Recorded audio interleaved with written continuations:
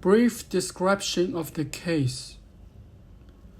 On 30th of October 2022, I purchased an e-bike from Lithium Bicycle Shop in Burwood. The shop assistant assured me that it was so-called legal. However, on 28th of December 2022, I was stopped by the police, who informed me that my e-bike was illegal.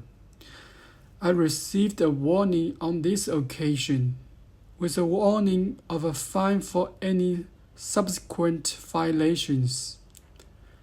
I returned to the shop, and the staff assured me that the bike was indeed legal.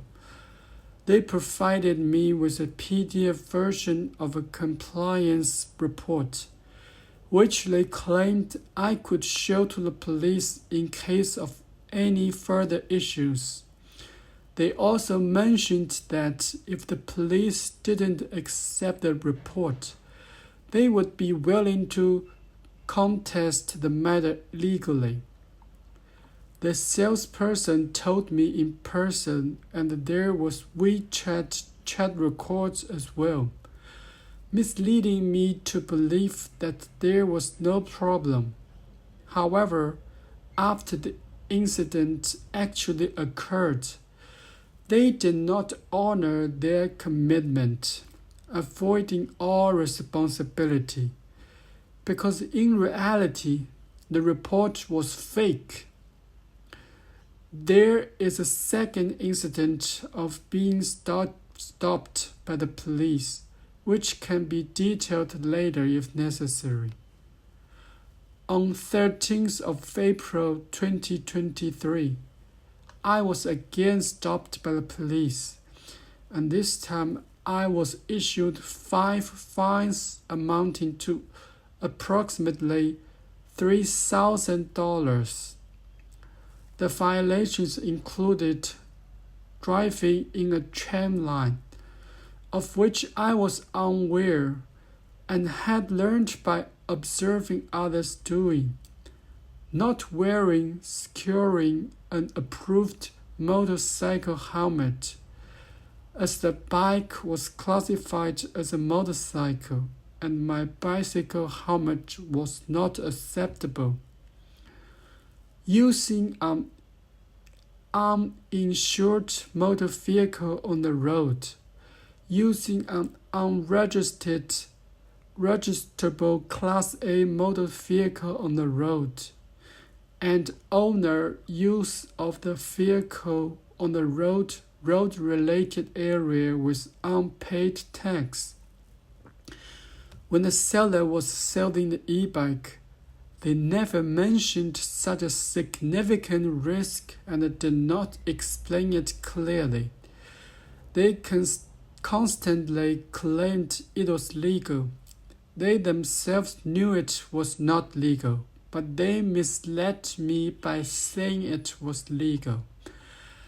I contacted the shop once more, but this time they distanced themselves from any responsibility, stating that I would have to handle the consequences on my own and that they would not assist me in court. After much persuasion, they agreed to exchange the e-bike for a new one that complied with Australian laws. At first, they emphatically stated that there would be no problems and they would assist in court if any problems arose. However, their words proved to be empty promises. Moreover, switching to a legal e-bike implies that they themselves acknowledge the previous one was illegal. I also recognized my own mistake and voluntarily paid all the fines on 19th of May 2023. Since the incident on 13th of April, I have been suffering from depression.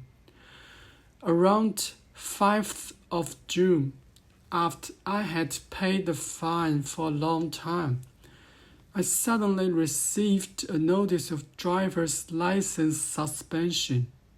The letter stated that I had accumulated 33 demerit points. As you may know, even with a full driver's license, there are only 13 demerit points available. Accumulating 33 points. Did that mean I could not drive for 40 months?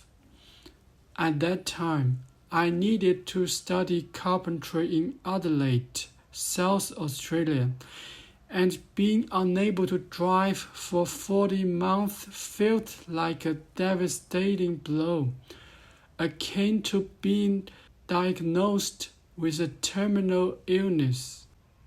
This sudden and unexpected turn of events exacerbated my depression, which became the last thing that pushed me towards suicidal thoughts on multiple occasions. Moreover, the police did not mention anything about demerit points at the time, nor did they mention the suspension of my license. Later, I called Transport for New South Wales myself to explain the situation, and they changed the wrong 30 demerit points to 1 demerit point on the system. Even at the beginning, they still insisted that 30 demerit points were right, after I repeatedly pointed out that 30 demerit points was an obviously mistake. They said to confirm the situation first and then contact me to deal with it. It means that if I didn't contact them, they will never find this error and fix it. Now this error has been corrected in the system. However, they also did not reissue me the correct notice of driver's license suspension, correcting it to 4 demerit points. Transport for New South Wales mistake caused me significant harm, and I have no idea when I'll be able to return to a normal state where I can experience simple joys and happiness.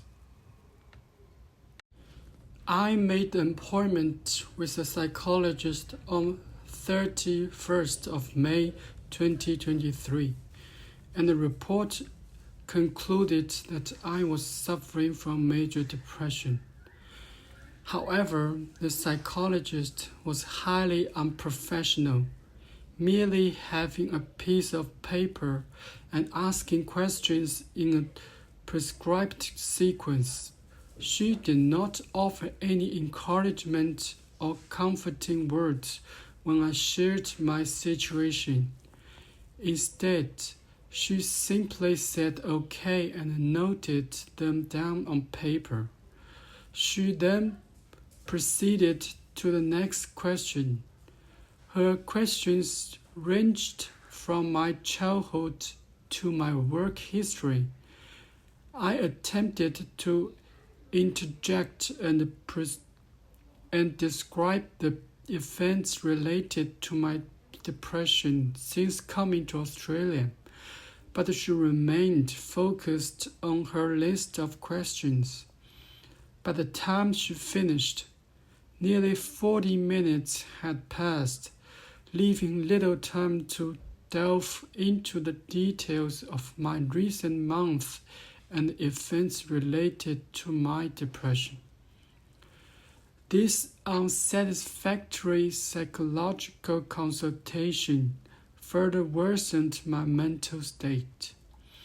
It felt less effective than confiding in a stranger who might offer words of encouragement like, "Everything gonna be okay." Following this experience, I became apprehensive about seeing a psychologist and have not sought further psychological help since then.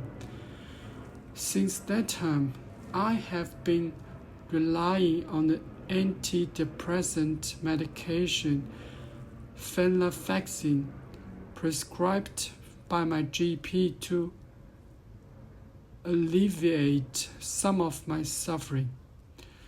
The psychologist's lack of professionalism is evident in the report as well. For instance, in the second page, fourth paragraph, it is mentioned that from April 2023 onward, Mr. Jiang's mental condition has become very worse. However, in the report, there's no indication of the psychologist engaging in in-depth communication or delving into the core issues related to this problem. It is simply described as a phenomenon. In the report's third page, the first paragraph mentions he believed that he had never experienced an extended period of anxious and depressed mood before moving to Australia. There is a clear distinction between my mental state in China and in Australia, but the report fails to delve into what transpired to cause this evolution into major depression. My initial intention in seeking a psychologist was to alleviate the pain of depression. Additionally, due to my major depression, I found it challenging to take care of basic tasks such as eating, sleeping, and recreation, let alone continuing my current studies. Therefore, I needed a professional report from a psychologist to provide to the school as proof of my condition to facilitate withdrawal and transfer to a less stressful school. Furthermore, having a professional report would enable my GP to prescribe medication for my depression. Subsequently, after communicating with the institution's management, they explained that Dr. Vera Lam's psychological consultation was solely for the purpose of assessment for the report and did not involve addressing issues related to treating depression. I am very dissatisfied with such an explanation. Even if it was simply for the purpose of obtaining an assessment report, they, as professionals, understand the entire process. They should have been clear from the beginning, so that I won't have had corresponding expectations. Moreover, purely in terms of the purpose of psychological counseling, it should provide patients with hope and establish a positive interaction and communication. Even as a stranger, after I express myself, taking a few seconds to say some encouraging words won't affect the progress of questioning and assessment reports. Finally, the management mentioned that if I was not satisfied with their response, I could raise the issue with the AHPRA, Australian Health Practitioner Regulation Agency. AHPRA then advised that I should refer the matter to the Healthcare Complaints Commission for resolution. The progress of this matter can be tracked through this website. Submission ID 55342, passcode 80292. On 12th of July 2023, I submitted the relevant issue to HCCC, and the website indicated that it would take approximately 6 months to a year to resolve the matter. After such a long time, through my research, I feel that my symptoms are more consistent with CPTSD, complex PTSD. The vast majority of patients with PTSD also suffer from depression, and the correlation between the two is very high. However, in such patients, depression is generally a secondary disease. If PTSD can be cured, then general depression will also get better. Suffering from depression will not cause patients to suffer from PTSD. PTSD patients will have dissociation symptoms about identity, cognition, and memory. This is the most unique symptom of PTSD. Other mental illnesses, including depression, generally do not have dissociation symptoms.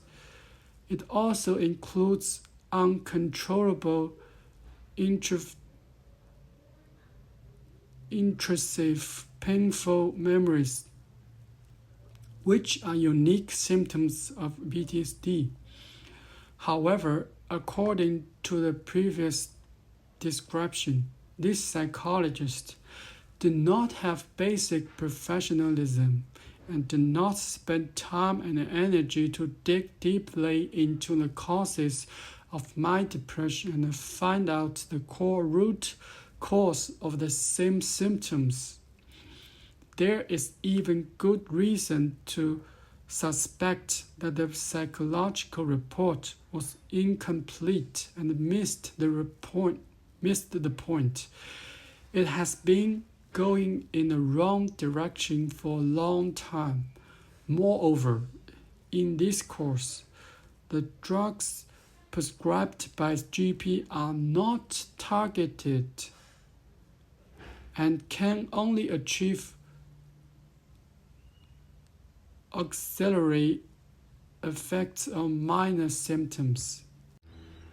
In addition, whether it is a counselor, psychologist, or psychiatrist, when encountering patients with potential suicide risks, they should follow a strict set of crisis intervention standards and procedures to ensure the patient's safety and provide the necessary support, including 1.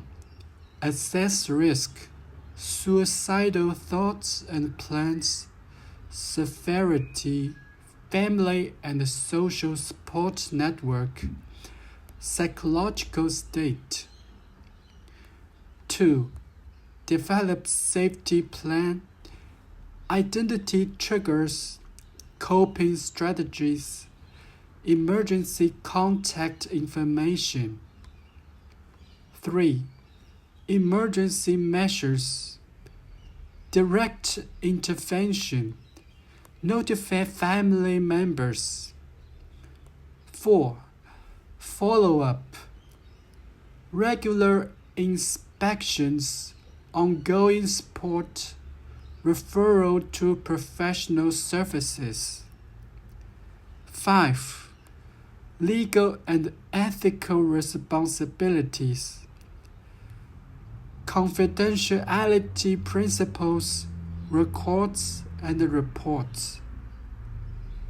However, most of the above contents were not reflected, and the psychologist did not abide by professional ethics.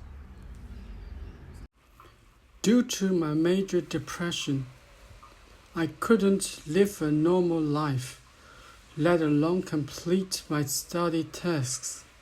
Therefore, I applied for withdrawal to the South Australian branch of Liberty Construction College on 9th of June 2023. And I submitted the psychological report issued by the psychologist at the same time. According to the terms of the offer, the remaining tuition fees can be waived if they are supporting materials. However, the school has repeatedly insisted that my situation does not qualify as exceptional. I asked them to explain the specific reasons, but still only gave this conclusion without explaining the details. In the final communication, I learned that they did not believe the report issued by the psychologist and the medicine prescribed by the GP at all, and thought that I was faking depression. So my situation did not meet the special circumstances.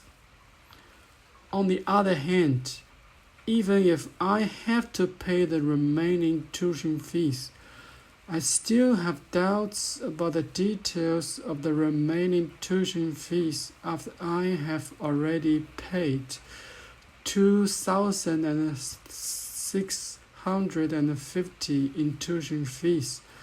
The school has repeatedly insisted that the $950 material fee is not included in the tuition fee, but I did not see a specific explanation in the offer. I asked them to provide specific supporting materials, but they also refused to communicate, and still only gave this conclusion without explaining the details. After many subsequent email communications, I found that even the different staff members in their school who contacted me had different details about the materials fee. At the same time, the email reminding me to pay the tuition fee was still sent to me normally, and the school did not suspend the process. So I have time pressure unilaterally. However, they repeated their conclusions many times in the emails, refused to communicate details, and deliberately delayed the time without dealing with the problem. What's more, the school not only dealt with the problem negatively, but also expressed the content in the email with offensive words. They fabricated facts that did not exist many times, and then used the facts that did not exist to explain the validity of their views. Moreover, their attitude in the email was also very unfriendly, not to mention that they were dealing with a patient with major depression, which aggravated my condition. In the end, they threatened me many times that I must implement the plan they gave, otherwise there would be very serious consequences. Now they have reported to the email department that I did not pay the tuition fees as required as a means of revenge against me. I am not sure what impact this will have on my future visa. I have written emails many times, laying out the facts and trying to communicate with the school. However, the school only repeated the conclusion, refused to communicate the details, and deliberately delayed the time without dealing with the problem. What's more, the school fabricated facts that didn't exist many times and then used the facts that didn't exist to explain the validity of their views. In the end, the school even threatened me with various methods. The attitude of the school is very bad from the perspective of ordinary people, let alone a patient with major depression. In early July 2023, I decided to go to court to address this matter, using the web address provided on the driver's license suspension notice. Regardless of the outcome, I hoped for closure to this ongoing ordeal, allowing me to move forward and understand how a legal process works in a rule of law country. The court date was scheduled for 8th of August 2023. However, by late July, my condition had deteriorated further, and I couldn't control reliving all the painful experiences every day. Moreover, I'm also passing this suffering on to my loved ones far away in China. If I continue to endure this agony, it's a daily struggle with no end in sight, ranging from a few years to a lifetime.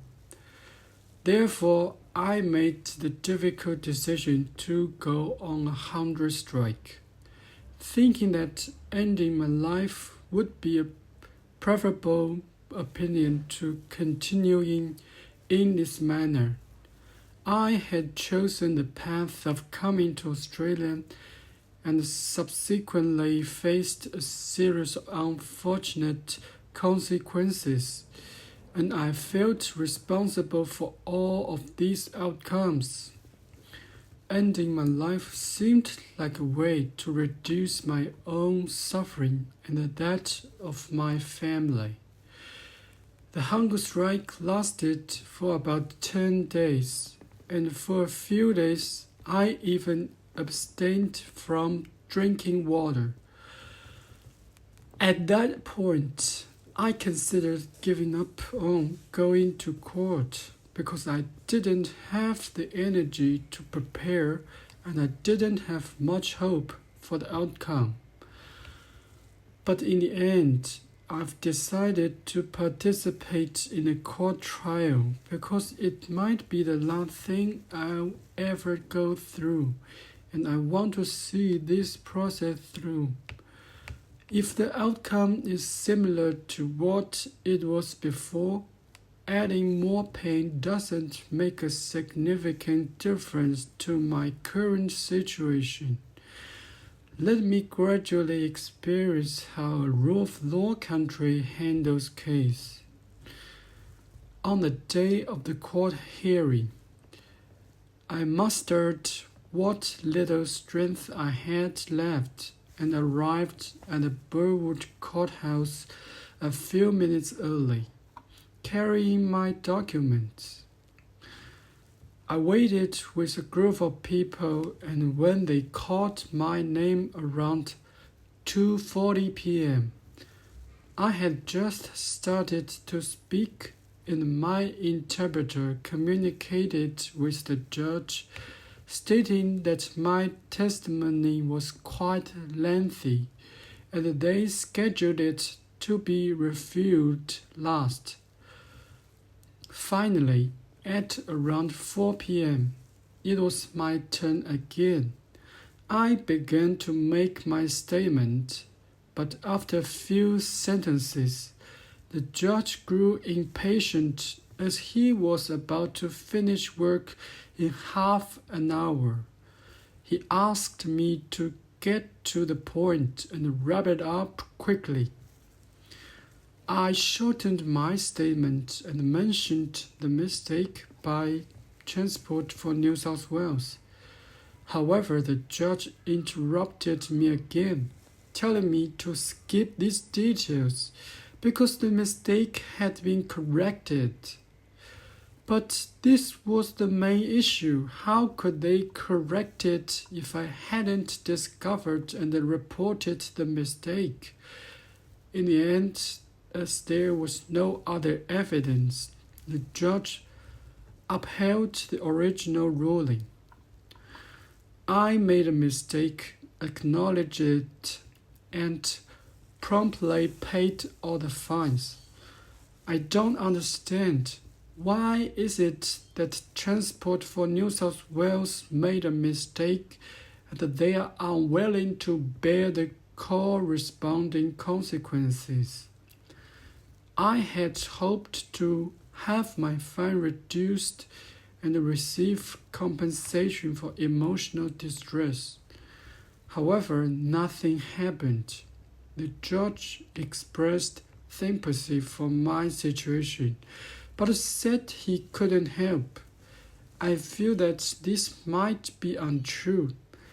Although I'm not well versed in the law and can't distinguish the judge's words' authenticity, I found other people's experiences on forums where judges have shortened license suspensions to 1 month.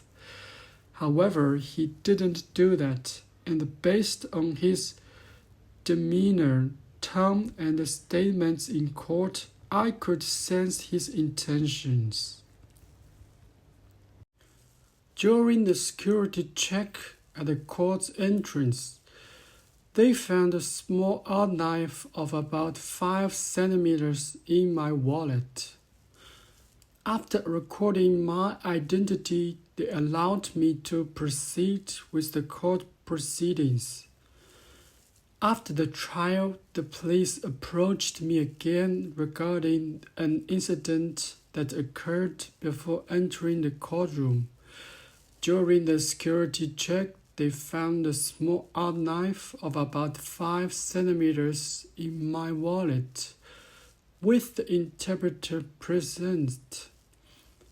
I explained that it was for practical purposes, like opening packages after shopping, and could be used for self-defense in emergencies. Due to my recent mental state, I had forgotten to remove it from my wallet before leaving home. When the security check detected the item, I realized I shouldn't have carried it with me. I asked the police about the potential consequences of this situation. The first time, the police claimed not to understand with the interpreter present. So I repeated my situation. This time, they laughed and engaged in a back and forth conversation with the interpreter. Eventually, They returned to discussing the reason I had the art knife. I reiterated my explanation, but the interpreter had a sudden idea and stressed I provide the police with a copy of the depression report issued by my psychologist from my prepared materials for the court.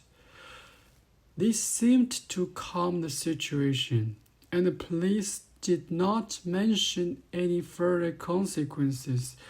They allowed me to go home. My understanding was that this counts as a warning. Although the court trial didn't yield the outcome I had hoped for, my mood started to improve, and I began to let go of the issue, especially with the encouragement of friends in my food delivery group and family. I gradually started to forget about it and focused on finding activities to occupy myself and move past my troubles. However, 2 weeks later, I received a notice demanding a $550 fine and a notice of fitness to drive request, which was inconsistent with the events of 8th of August 2023. Moreover, I was suffering from major depression at the time and had been on a hunger strike for 10 days. I didn't even drink water for a few days and my mental state was very bad. The police were aware of my major depression condition. However, he changed his mind, probably because the police could derive pleasure from torturing people. There was originally only one injury, but it was deliberately divided into 2 to increase my pain. Moreover, I asked the police face-to-face twice. Couldn't they just explain it clearly in person? Or perhaps they could say that the details are still uncertain and they need to notify me in a few days so that I can be mentally prepared. It would have less harm on me than if I was suddenly stabbed in the back 2 weeks later. Must they wait for me to succeed in suicide before stopping action? Furthermore, I am an international student from China where small knives under 10 centimeters are legal. I wasn't aware that this was illegal in Australia. Moreover, the fine notice incorrectly states the location as a school where it was in fact the court. The fine notice also lists my last name as Tian, where it is in fact Jiang. This error prevented me from applying for a Work and Develop Order (WDO) on the 16th of October 2023. It was finally approved. The police had known about this shop for a long time, knowing that they were selling illegal e-bikes. When I was first stopped by the police, even before we started communicating, he recognized that the e-bike was purchased from Burwood. Furthermore, during further communication, the police gave me a shocking conclusion that all e-bikes on the road are illegal. I cannot understand why they don't address this issue at its source. Moreover, I never had the subjective desire to buy an illegal e-bike. It was the store staff who consistently deceived me by claiming it was legal, with certificates that turned out to be fake. I could never had imagined that a shop selling illegal e-bikes could exist for several years. The police have known, but they do nothing about it, or at the very least, warn potential customers. The explanation the police gave me was that when you purchase this kind of e-bike, which actually is the motorcycle, you should know where it can be ridden legally and where it's illegal. It's legal to use on private property, but becomes illegal once you enter public roads. I find it absurd that if people can't ride this kind of e-bikes legally outside the store, how can they even get them home? As soon as you leave the store, riding becomes illegal. If that's the case, having 1 or 2 police officers near the store every day could easily generate substantial fines, nearly $3,000 per person, surpassing $10,000 daily. What job could be easier? And the crucial aspect is that it's completely legal. It's similar to working for a company that doesn't pay the minimum wage. You are already a victim. However, the police, who have known that the company doesn't pay legally, take no action. Instead, they tell the victim, "You should have known the law when you take the job. By continuing to work here, you've agreed to be paid less than the minimum wage. It's your responsibility. Moreover, the police will also fine you." Does this situation seem reasonable? This Chinese store has told countless lies, and they do it with such conviction that it's easy to be deceived. However, in reality, they've brought the bad habits from China to Australia, and these habits have taken root and borne evil fruit.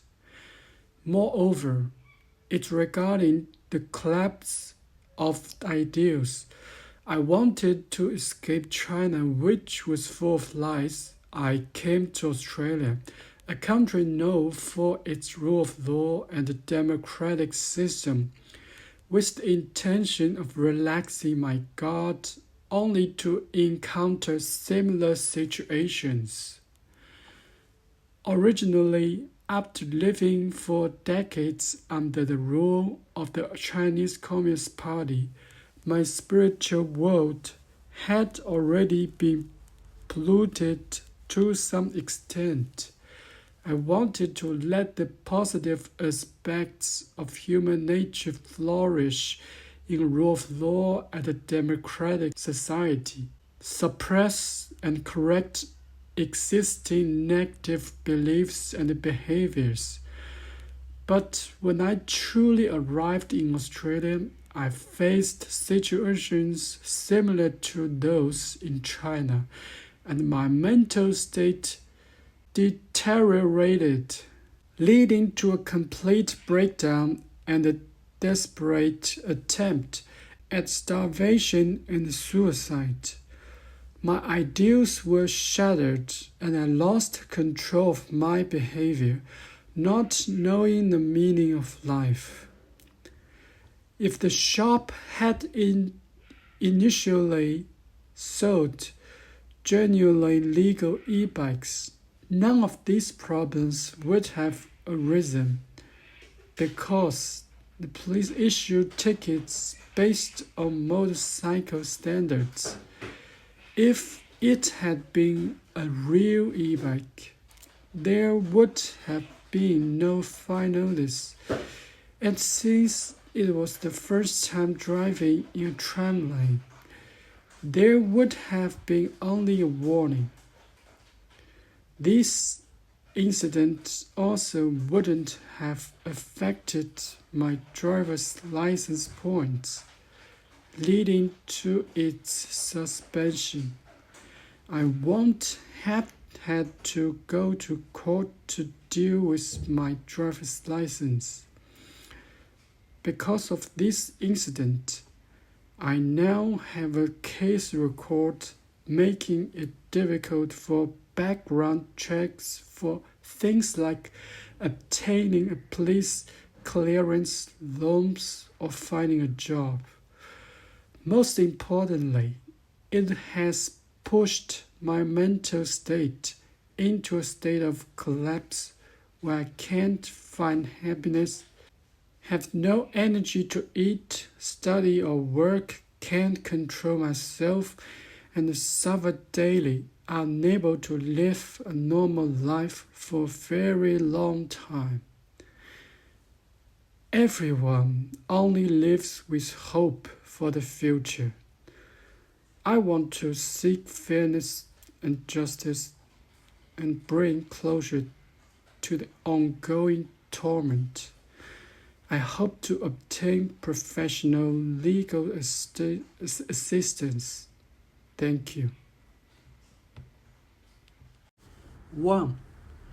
The store claims to have a legal report, but it is actually a fake report and it does not comply with EN 15194 2017.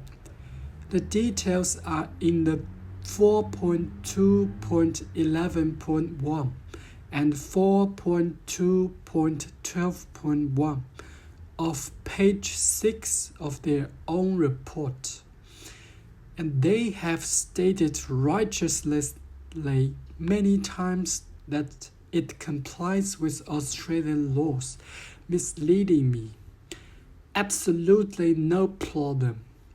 Even if there is a problem, it was the police who made a mistake and they will help with the lawsuit. Relevant Australian regulation authorities failed in their duties and allowed stores with illegal reports to sell e-bikes for a long time. The person in charge of the store who issued the fake report should be sentenced to up to 10 years in prison. 2. The police knew that the e-bikes sold in this store could not be driven on public road, but did nothing.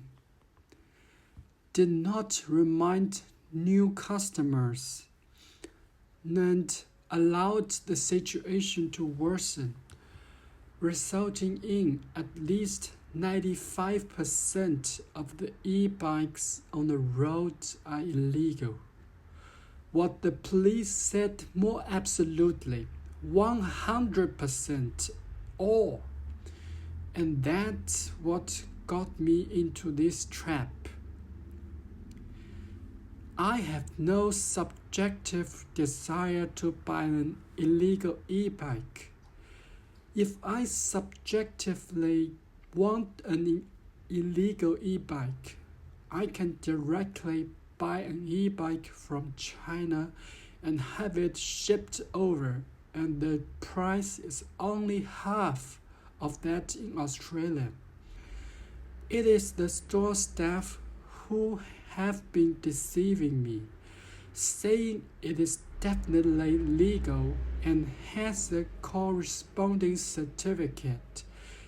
Actually, the certificate is fake. I never imagined that a shop selling illegal e-bikes could exist for several years, and the police knew about it a long time ago, but they didn't solve it at all. The police explained to me that when you buy an e-bike, you need to know which road the e-bike can be rode on and which roads are illegal. This is legal to use it on private property, but it is illegal once it enters public roads. I found it ridiculous. How can people who buy an e-bike take it home? As soon as they leave the store, it is illegal to ride it. In this case, if one or two police officers are posted near the store and guard every day, one person can find nearly $3,000, which can easily exceed $10,000 every day. What job is easier than this? More important is that it is completely legal. Just like when you encounter a company that does not pay the minimum wage while working, you are already a victim. However, the police knew for a long time that the company was not paying wages legally and took no action. But he told the victim that you should first understand the law and whether the salary meets the minimum standard. If you insist on working here, it means that you agree that you don't need to be paid according to the minimum standard. It is your responsibility. However, the police will also fine you. Is this similar situation reasonable? 3. Moreover, the police did not mention anything about demerit points on 13th of April 2022, let alone driver's license suspension. There is another detail. Because my English is not very good, I wanted to take pictures of 5 fines titles so that I could see the situation in advance. However, the police were very impatient and did not want to wait for 10 seconds. He just let me go home and wait for the mail. 4. Transport for New South Wales let me get an extra 29 demerit points by mistake. This is an obvious mistake, but no one double-checked it. If I hadn't taken the initiative to discover the problem, they would never have discovered the problem. Moreover, they did not reissue me the correct notice of suspension of driver license, which should correct it to 4 demerit points. Can such a formal document be handled so casually? I don't feel the seriousness of the law. 5. The psychologist is very unprofessional. Specific points can be found from the communication details at the time and the report afterwards. Through my research, I feel that my symptoms are more consistent with CPTSD, complex PTSD. The vast majority of patients with PTSD also suffer from depression, and the correlation between the two is very high. However, in such patients, depression is generally a secondary disease. If PTSD can be cured, then general depression will also get better. Suffering from depression will not cause patients to suffer from PTSD. This psychologist did not have basic professionalism and did not spend time and energy to dig deeply into the causes of my depression and find out the core root cause of the same symptoms. There is even good reason to suspect that the psychological report was incomplete and missed the point. It has been going in the wrong direction for a long time.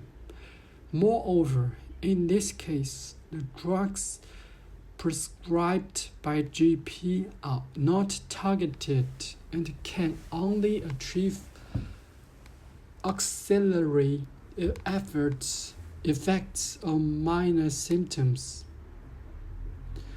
The psychologist failed to follow a strict set of crisis intervention standards and procedures to ensure the patient's safety and provide necessary support when encountering patients who were potentially at risk of suicide. 6.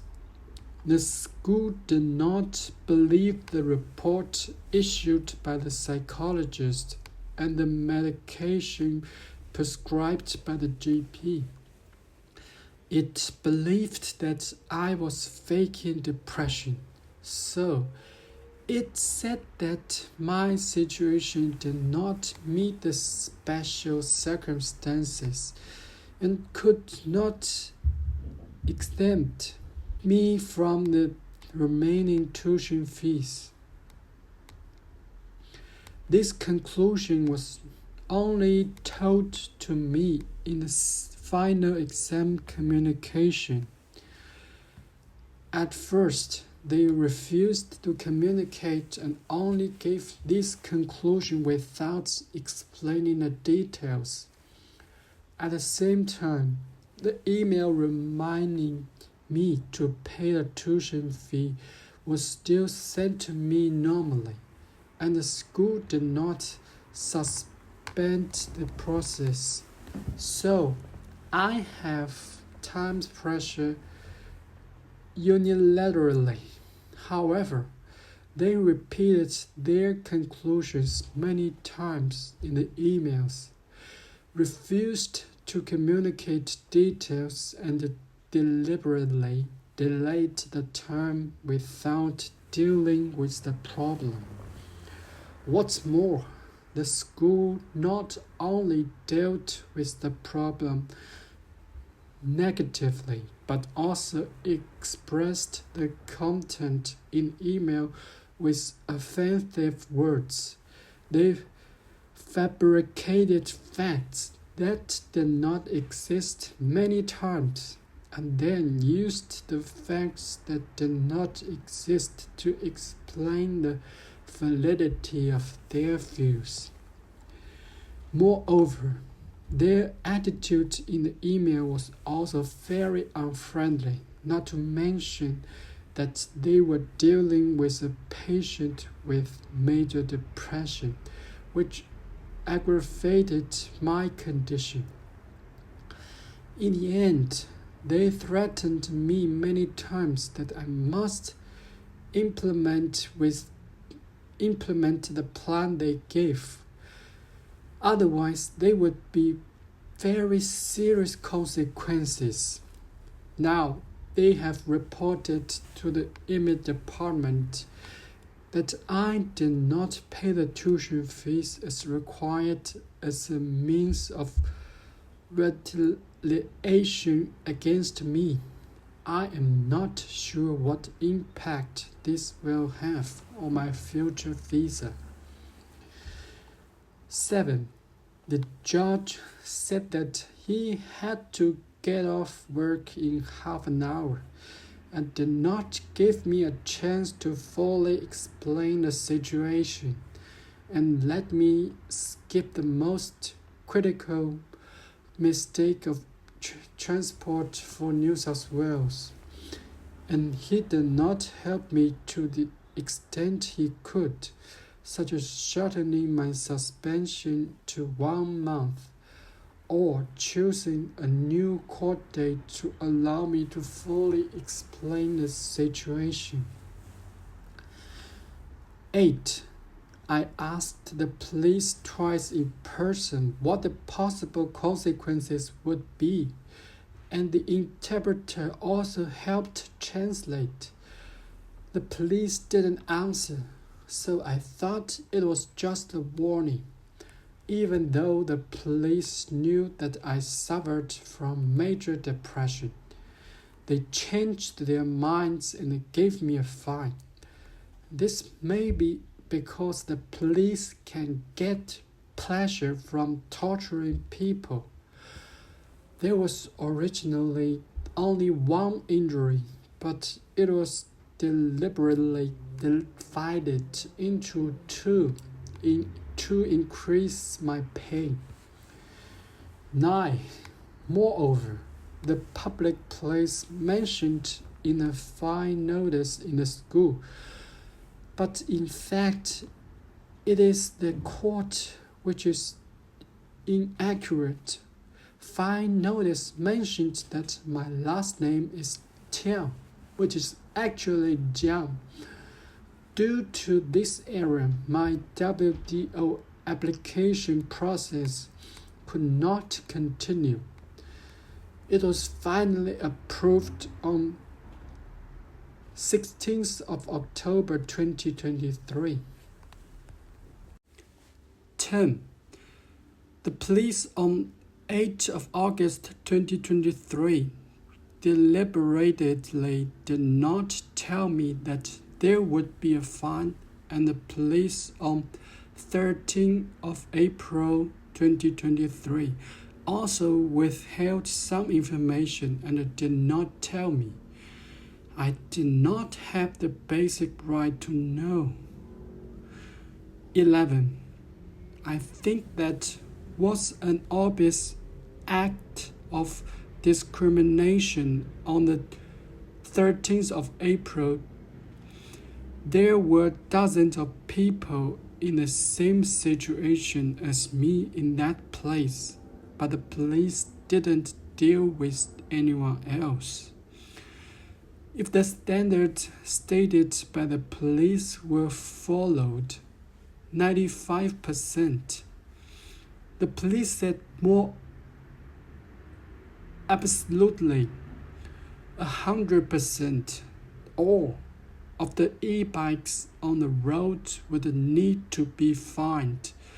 The people in Sydney would not need to order takeout.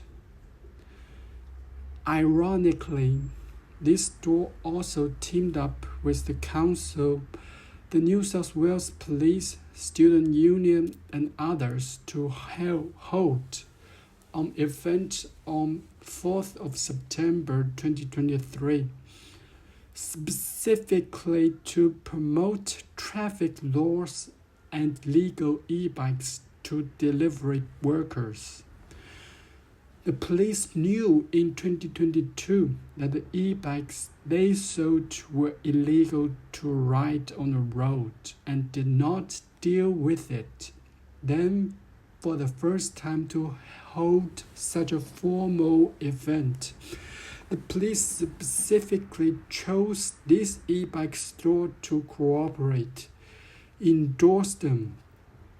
I don't know what kind of collusion of interests there is among them. 12. So, what is the significance of this fine and getting demerit points? The police have long known the source of a large number of illegal e-bikes on the road, but they have not dealt with them at all. Instead, deal with the people who buy e-bikes as victims. Moreover, many people jaywalk randomly on the road, which is illegal. There are also double parking in places where parking is not allowed, turning without looking at the rear view mirror and the blind spots, overtaking e-bikes with very close to each other, 20 centimeters, not giving way to vehicles on a runabout, unsafe overtaking, etc. There are so many such situations on the road, and the police have not dealt with them at all, and a very poor unspoken rules has been formed. Many of them may cause accidents, and instead of dealing with this more serious problem, the police punish victims like me. Instead of solving the problem at its source and creating a better social environment, the police allow the environment to deteriorate and deal with anyone who touches the bottom line of the law. When a society condones bad people and allows bad things to happen, causing victims to break the law, so does it mean that the society itself has not fulfilled its due responsibilities? This is the most basic value. 13. I thought this was a country governed by the rule of law, not communist China. No ordinary people would deliberately set traps and do things that harm each other, but in fact, it did happen, and it was very disappointing, painful, and despairing. Also, I didn't understand why so many wrong and illegal things were happening to the police and the government agencies, which further exacerbated my depression. 14.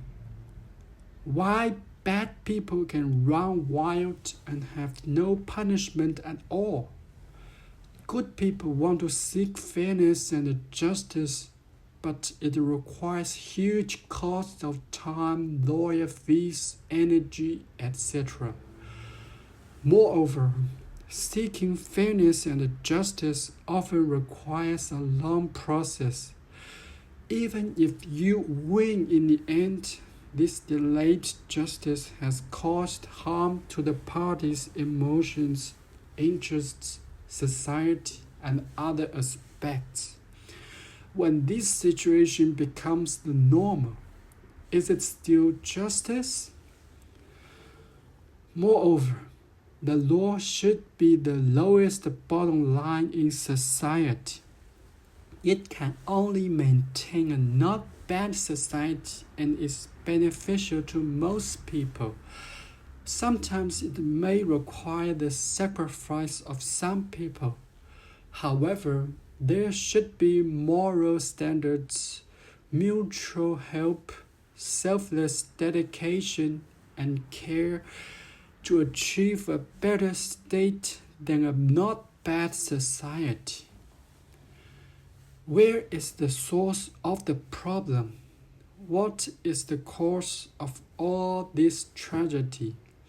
What aspects could have been avoided that actually did nothing or made things worse? Where is the fairness and the justice in this country?